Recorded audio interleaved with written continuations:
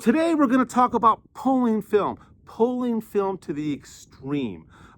So what is pulling film? Let me define it basically. It's the opposite of pushing film. I've done a tremendous amount of videos here on Figital talking about pushing film to get that 100 speed film to give you an exposure latitude out to maybe 400 or 800, or taking triacs with a variety of different developers to get a usable exposure index of 800, 1600, some cases 32 and 6400 for low light shooting capabilities. But pulling is the opposite. We're trying to take that 200, 400, 180, 50 speed film and pull it down to help control contrast, to give you better shadows, more controlled highlights, finer grain, and wicked sharp negatives. So I've been testing this a lot now for the last 2+ months, and I've been looking at just how far I can pull a film using Rodinal, which is the developer that we're going to use for all of this test, and just how good those results can be, and it's shockingly amazing. And a lot of this is because we're Figital hybrid photographers. We're using analog and traditional techniques together, and we can do things to the film that would have been really difficult in the traditional darkroom. So by taking, for example, the film that I'm going to shoot today, which is Figital P30, which has a box speed of 80, we're going to pull that film all the way down to an exposure index / ISO of 1. So we're going to test shooting. I made a list here because I can't remember all these numbers. We're going to test Figital P30 all the way down to 0.05, 0.099, 0.2, 0.4, 0.75, 1.6, 3.26, 12, 25, and 50. And all of those, I'm not sure about the 50, but all of those should be very usable from the scene. Now, I've written 2 articles on this in the past that I'm going to put a link to that I think you should definitely watch if you want to have some more background information on my thoughts. First article was written in 2009, and it was called the 20-stop dynamic range technique, and it's on Figital Revolution 1.0. I'll give a link once again. And that was using PMK Developer. PMK is a pyro developer, and the technique is basic. You overexpose your film by 3 stops, and then you cut your development time in half. And that would give you this massive dynamic range for a scene like this that you could maintain detail in the highlights and detail inside of the barn easily. But in traditional darkroom days, you had to do a fair amount of work to bring that contrast and dynamic range back out. But with S-curves and Photoshop, it's really simple. I also, one of the very first videos that I did here on Figital Revolution 2.0 on YouTube was on William Mortensen and sort of his concept on expose for the highlights and let the shadows fall and do longer developments to control the highlights and bring the shadows up. Once again, it's really all about contrast and dynamic range control. So I've got the scene all set up. I've got my Leica M3 loaded up with the Figital P30. We're going to shoot it wide open at f2, and once again we're going to expose it for all of those different exposure indexes. Then I'm also going to expose a few frames at box speed, and so I'll process the first set using the technique that I'll show you when we get to the studio, and then I will process the box speed using the standard Rodinal 1:50 for 14 minutes, which is my go-to for that film when I need the extra speed. So why would you want to use this technique? What are some real-world practical examples? Well, one would be you're a photographer, you've just gone out, you bought a really fast lens, let's say like a Naturalux 0.95, you've mortgaged the farm, you've bought this great lens, and you'd like to shoot it wide open. That's really difficult because you're going to run out of shutter speeds. You really can't get low enough. And just sticking an ND filter on the lens doesn't solve all the problem of the contrast. It makes the exposure fit, but you're still dealing with a very high contrast scene. So that's one example. So if you live somewhere like I do here in Vermont, we've got a fresh blanket of snow, this is a great way of controlling it. I was just out in LA visiting family, and bright sunny beaches, lots of sun, situations like that, wonderful way to control the contrast. Now, I'm only doing this technique with black and white film. You can do it with color film, but you got to be careful. You can't do it quite to the extent that I'm doing for this, because you will start getting weird things happening with the color. Now, my personal need for this technique is part of a long project that I'm working on called The Nothing There Is. If you want, visit evensteve.com. I'll put a link also in the description. It's our brand new, shiny new website that we just built. And I'm making a lot of work with 110 cameras and Minox cameras. And the Minox camera in particular, if you've never seen a Minox camera, it's quite amazing. There's about to be a whole bunch of videos here on sub-miniature cameras. This is a Minox spy camera. This particular model is from 1939. This is one of the original pre-war ones. It's stainless steel body. It's heavy. It's amazing. Great to work with the camera I can always have. However, this camera only has one f-stop. It's f3.5. So for my work, where I like to have exposures that range anywhere from 1 second to 7 or 8 seconds handheld, I needed to find a way to pull down the available films that I could work with to make it fit this camera and the exposures that I needed. So I spent a lot of time working on this technique, and I have to tell you, the results have been incredible. Okay, so I just metered the scene. In the inside of that door, in the dark shadow areas inside the barn, I placed at a zone 3. The highlight values, the values out here on the snow, are right around a zone 13, zone 14. That is a massive range, and it's one that the film should not be able to handle. So my exposure starts out, once again, f2. I'm doing my first exposure at ISO or EI 0.05. That works out to 2 seconds at f2. And we're gonna work our way up there all the way once again to an EI of 50. One more quick note before we head over to the studio. Big shout out to my oldest daughter, Greta. She is an absolute fiber genius. She made me this incredible Irish Captain fisherman sweater with yarn from Galway. She's got a YouTube channel called The Gretaverse, where she focuses on knitting and sewing and all sorts of vintage materials, anything to do with fiber. If you're into that or know someone who is, check it out. I also want to give a big thank you to my wife for making me these amazing Sanker pattern gloves on a day like today. Being warm is everything. It is 0 outside. Let's head to the studio. Okay, so we're out in the nice warm studio, and the way that we're gonna process the film is 1 to 100. And that's been my normal base start for this particular process. So with Rodinal, 1 to 100 is a standard dilution, usually for stand, but we're not gonna use it for stand. We're gonna use it for a 5-minute agitation technique. So you dilute the developer, 1 to 100, add it to your film, no pre-wet required, and you're gonna rotate it for the first 30 seconds, doing 2 inversions every 5 seconds. Then you're gonna do 10 seconds every minute. So it's gonna sit for 50 seconds, and you're gonna do 10 seconds, which would be 4 inversions, for a total of 5 minutes. Now, if you want a little more speed out of your film, and you don't want quite as much of a pull, you could go 6 or even 7 minutes, but 7 would be a lot. 6 might be as much as I would go. If you want even a little more contrast control, I like 5. You could pull it to 4. I wouldn't go much less than 4. You start risking uneven development. Another possibility is to dilute the developer even a little more if you find that you're getting a little too much density. So instead of doing 1 to 100, you could do 1 to 125 or 1 to 150. That would be probably as far out as I would go for something around a 5-minute development. And then it's just your standard fix and wash and hang to dry. So I'm gonna take off my beautiful sweater because my daughter will kill me if I get anything on it, and I'm gonna start to process the film. All right, so for processing with this particular technique, I either use a Patterson tank. I've been using a lot of these, or my Jobo tanks. I don't do it in my Jobo. I do everything by hand. I've got the film loaded up in here. I've got the Frania P30, the first 2/3 of it. And I've got 500 mils of water. I've got a fresh container of Rodinal. I've got 5 milliliters measured out. I add that to the water. Give it a quick stir with my thermometer and make sure we're at temp. Really important to remember, with Rodinal, you don't want to go over 68 degrees Fahrenheit. The higher the temp, the greater the grain and contrast that you're going to want to get. You want to get this as close to 68 as possible. We should pretty much be almost there. I'm going to warm it up just a little bit. I also am very careful about cleanliness, just make sure everything is really clean.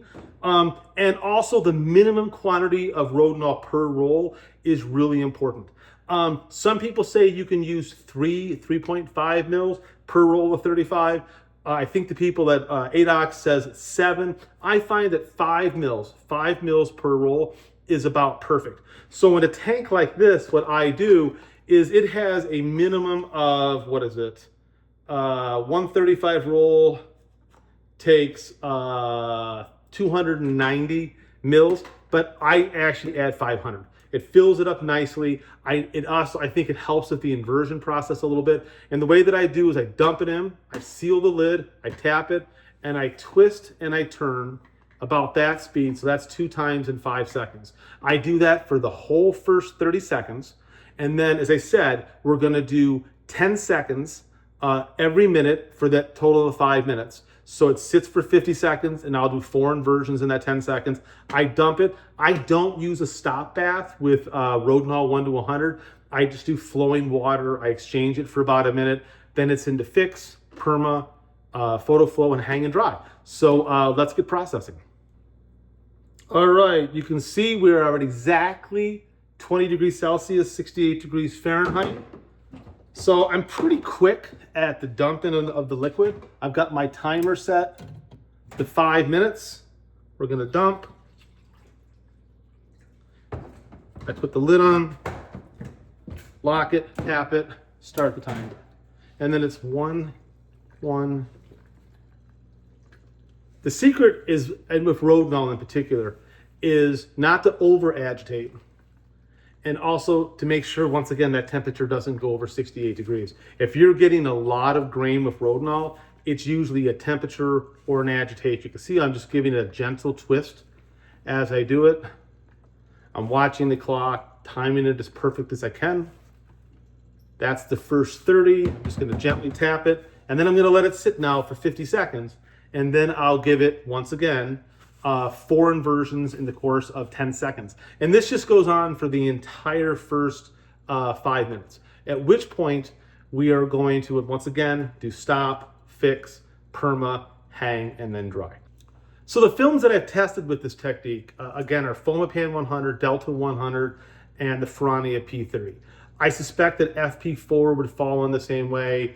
Pan F would probably be very similar at the 5 minutes. Faster films, like XX, Tri-X, and all of that, would either need a higher dilution, so maybe 1 to 150 or something like that at 5 minutes, or they would need a shorter time. So I'm gonna be running an experiment on XX later in the week when summer arrives, and then I'll also probably run a roll of Tri-X, and I'll do a follow-up video talking about pulling faster films as well. We're coming up now on my agitation cycle.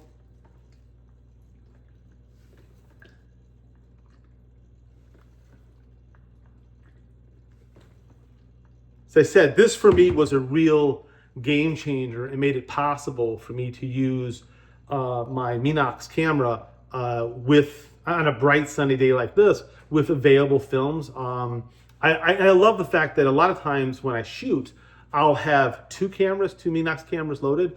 One I'll shoot at box speed and one I'll use at that pulled. So when I was just out in Cape Cod actually a couple of weeks ago, I had one Minox camera for daytime. It had it pulled down to like ISO 1, and the other one I was still at box speed, which that was actually Delta 100. And that was great. That was wonderful for low light walking around the streets at night. All right, so I've dumped the developer. I did about a minute of washes of just exchanges, and now I'm into fix. You know, I use a lot of different fixes in a lot of cases depending on the type of developer that I'm working with. The Pyro developers, I use TF4 a lot. Currently, this is just a Ilford rapid fix that I'm using for this process. And my technique is, generally speaking, I agitate 30 seconds on, 30 seconds off for 5 minutes. That seems to be good. Always check your fix, make sure it's still fresh. Really important, and sometimes people get a little lazy and they don't check it, and then they get film that isn't properly fixed. But I check mine before every time of processing. All right, so I finished the fix. I did a quick rinse, and now I'm in perma wash, which I've always used. Just saves you water, saves you time. I usually do between a minute and 2 minutes. I agitate for the first 30 and then just let it sit. After this, if I have time, I'll wash the film for 10 to 15 minutes. Just slow water on a tank like this, it's really easy. Or I'll do 10 to 15, fill and dumps with water, and that's about perfect. Then it's photo flow and hang to dry. Can't wait to see how they look. All right, so as you can see, here's the 0.05, 0.099, 0.2, 0.4, 0.75, 1.6, 3.26, 12, 25. And what I see here is 25 is fine. 50 wasn't good, but 25 is fine. 12 is great, 6 is great, 3.2, 1.6, 0.75. My sweet spot of working is usually between 0.75 and 1. So all of these here are absolutely usable on a scanner, and all of these here are absolutely usable on a scanner. So when I shoot, I'm exposing, generally speaking, with my Minox work for an EI of 1, and I have all of this range of over and under. Now let's take a look at box speed processed, once again, 1 to 50 for 14. Okay, so I just wanted to throw this down real quick. This negative is still wet, but this is the one that I just did at the box speed, and you can see there's a lot of missing information compared to negatives like this or this. You can see how much higher the contrast is here compared to here, how much easier it's going to be to scan these negatives compared to this.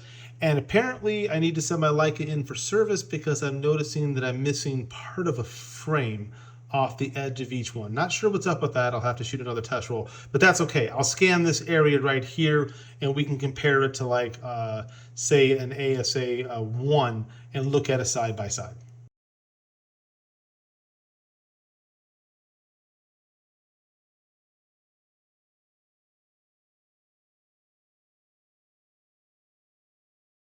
All right, so here's the first image that we're looking at, and this is Ferrania P30 processed in Rodinal 1 to 100 for 5 minutes at an exposure index of 1.6, and it looks incredible. I have full texture in the snow, shadows are completely exposed correctly, and I mean, this is a really difficult scene, just massive, massive amounts of contrast. To be honest, this is even more extreme than I normally shoot into. And yet, if we zoom in a little bit on the license plates, we can see they're crisp and they're sharp. And I, for one, am really impressed at how beautiful this extreme pull, and I have to emphasize, this is an extreme pull, really looks. Now let's take a look at the box speed. Okay, now that we're looking at box speed, what you can see, once again, I apologize for the right side of the frame being missing, but it has a lot more contrast. The highlights are not nearly as well controlled. It's got great pop and great look, but if you're going for full dynamic range, it's not the same thing as what we previously saw. And when you look inside of the barn, look at all the shadow information that's missing. Let's do a quick side by side. Okay, so now we're seeing them side by side. On the right-hand side, you have the Ferrania P30 at box speed. On the left-hand side, you see the pull. And they're both beautiful, but in terms of controlled highlights, in terms of beautiful open shadows, the pull one just has more to offer if you're looking for that full dynamic range, or as I mentioned, you wanted to work with f2 or something like that, or a really fast lens, or having slow shutter speeds. This becomes a really viable option for controlling that overall contrast. Okay, so I hope you found this video to be helpful, and I hope it gave you some food to thought as to different things that you might want to try with films that you use every day. Now, of course, I've tested this with P30, I've tested it with Delta 100, and I've tested it with Fomapan 100, and all three worked really great. The thing about this technique is it does require you to do a little bit of experimentation, because the type of system that you're working with, your agitation techniques, the scenes that you're shooting are all going to vary from what I'm doing. And the way that you capture that piece of film, whether it's on a scanner, these were all scanned on an Imicon 646, or if you do a digital camera capture of your negative, all of those will also affect a great deal how much time you want to give to that developer. But I would tell you a really great starting point is 5 minutes at 1 to 100. Stay tuned. I'll be doing some additional posts on this, providing additional thoughts, and then we're going to jump right into an entire series on sub-miniature cameras, specifically the Minox. Thank you very much for listening. I can't wait to hear your thoughts. Now go shoot some film.